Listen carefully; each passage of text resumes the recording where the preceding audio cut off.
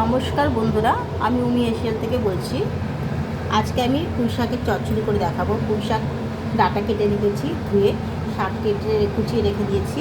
আর এখানে কুমড়ো, আলু আর ঝিঙে কেটে রেখে দিয়েছি। একটা পেঁয়াজ কুচিয়ে রেখেছি, একটা টমেটো কুচিয়ে রেখেছি, এটা কাঁচা লঙ্কা রেখেছি। আর হলুদ, পাঁচফোড়ন দেবো আর নুন, আর একটু মিষ্টি লাগবে। কড়াই গরম হয়ে গেছে, পাঁচফোড়নটা ফোড়ন দেবো, পেঁয়াজটা কেটে দেবো। পেঁয়াজটা ফ্রাই হয়ে গেছে, আমি এবারে ডাঁটাটা দিয়ে দিলাম পুঁই শাকে।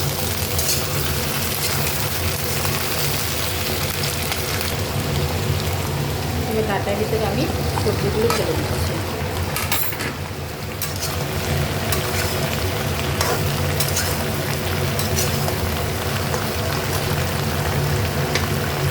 হলুদ দিলাম, নুন দিলাম,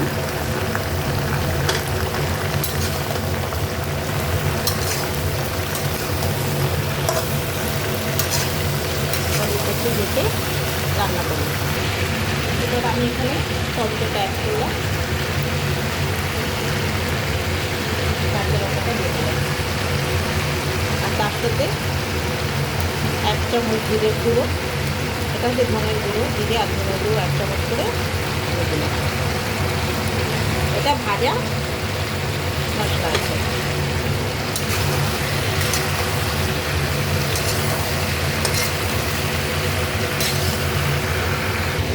এবার আমি পুঁই শাকটা ঢেলে দেবো।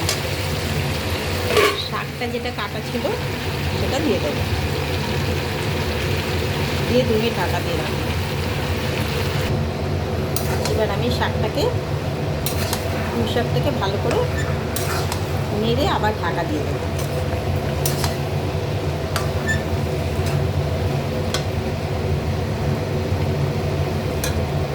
বন্ধুরা, আমার পুঁই চচ্চড়িটা হয়ে গেছে, তোমাদের সার্ভ করে দেখাচ্ছি। গ্যাসটা অফ করে দেবো। আমার পুঁই চচ্চড়িটা হয়ে গেছে। বন্ধুরা, ভালো লাগলে শেয়ার করবেন, লাইক করবেন, কমেন্ট করবেন। থ্যাংক ইউ, ধন্যবাদ।